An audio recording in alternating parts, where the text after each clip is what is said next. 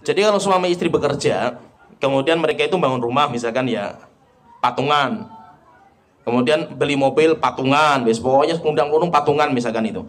Terus bagaimana? Harus dipisahkan harta ketika masih hidup. Pula kalau hartanya sudah nggak bisa dipisahkan Ustaz, karena cuma mobil, maksudnya itu kepemilikan. Berarti mobil ini istri dulu nyumbangnya berapa untuk beli mobil? Oh, dia nyumbangnya dihitung-hitung ya sekitar 30 juta. Suami berapa modelnya? Oh, suaminya 60 juta. Berarti sepertiga mobil ini miliknya istri, 2/3 milik suami. Lah nanti ketika si suami meninggal dunia, maka mobilnya itu dijual, sepertiga kasihkan istri dulu, karena itu hartanya istri kan itu. Dijual misalkan lakunya berapa? Lakunya 90 juta misalkan itu. Untung 90 juta misalkan itu. Ya sudah, berarti 30 juta ambil istri. Ini miliknya istri, harta murni milik istri.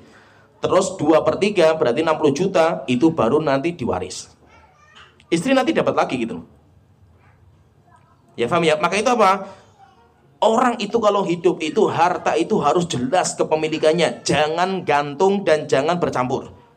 Bercampur itu nggak boleh. Harta bercampur itu nggak boleh. Kenapa? Karena kalau harta bercampur, masalahnya nanti pembagiannya nggak bisa. Akhirnya ketika tidak bisa, akhirnya dibagi dengan cara yang zalim, yaitu apa? Gonogini. Pertanyaan, gonogini itu boleh nggak? Sebenarnya nggak boleh. Karena itu zalim. Tapi nggak ada cara. Kenapa? Karena sumber masalah orang Indonesia itu hartanya bercampur. Orang itu nggak pernah mikir gitu loh, ketika orang nikah ya, pasti mereka itu kan berpisah gitu loh. Pasti nggak mungkin tidak gitu loh.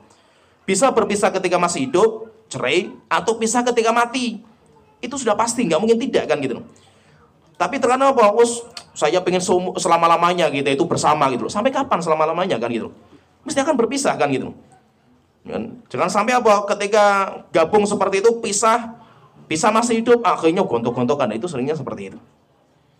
Ini pernah terjadi juga di kampung saya itu, suami istri nikah. Tanahnya milik suami, tapi suaminya nggak kerja, istrinya bangun. Setelah itu cerai. Ketika cerai, ya rumahnya diambroki sama istrinya kan gitu. Dia hancurki semua sama istrinya kan itu. Yang bisa dibawa bawa pulang kan gitu. Ya kan? Jadi seperti itu. Kenapa? Karena nggak jelas kepemilikannya itu kayak apa gitu. Nah itu apa? Misalkan gini, antum misalkan sebagai seorang suami, antum punya rumah. Ini rumah milik antum murni. Istri bekerja, tapi suatu ketika istri itu beli kulkas, tulis tempeli kulkas milik istri. Istri tiba-tiba beli piring misalnya, tulis semua piring-piring milik istri, tulis semua gitu.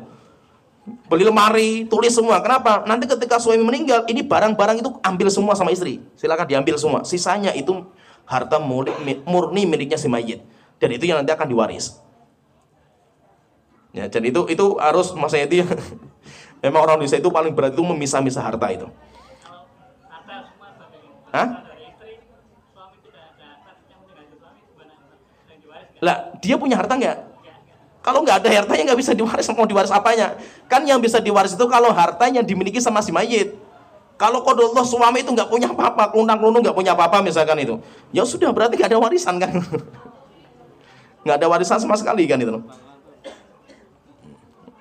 Wallahu alam. Dan yang paling susah ini nih, yang paling susah itu pembagian harta ketika si suami istri itu masih hidup. Luar biasa susahnya itu.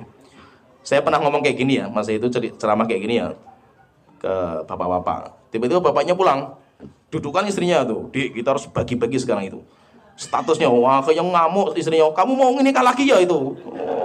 Kita masih suami istri masih mikir-mikir pembagian kayak gini kan. Ya bukan, ini karena statusnya supaya jelas gitu loh. Nanti pembagian warisannya supaya gampang kan gitu loh. Tapi rupanya apa? Itu susah. Akhirnya apa? Semuanya kacau balau di kita itu. Termasuk gini, saya contohkan ya. Ini contoh juga itu. Ada seorang wanita, dia itu punya usaha ketika dia masih bujang. Atau batik lah, atau apalah, bisnis kecil-kecilan lah itu. Suatu ketika dia menikah. Suaminya, Masya Allah, pinter bisnis. Akhirnya usahanya istri menjadi besar karena peran suaminya. Ini jadi masalah ini. Masalahnya di mana? Status suaminya itu sebagai apa dalam usaha itu gitu. Ya paham ya? Kalau statusnya enggak, saya itu tabarruk, saya itu pengen sodako kepada istri saya, berarti nggak usah nuntut. Kalau seandainya terjadi perceraian atau meninggal, kamu nggak punya apa-apa dalam usaha ini. Oh ya nggak bisa, saya juga harus punya kepemilikan. Berarti statusnya apa? Antum sebagai karyawan, kalau karyawan dapat gaji setiap bulan, minta saja sama istri, saya pengen gaji sekian. Aduh, gaji istri saya nggak mau. Ah, berarti kamu punya kepemilikan. Berarti apa? Kamu punya saham di situ. Ya, jadi kebanyakan itu nggak jelas gitu. Status itu nggak jelas. Akhirnya apa? Rancu. Dan itu yang banyak terjadi seperti itu. Wallahu a'lam.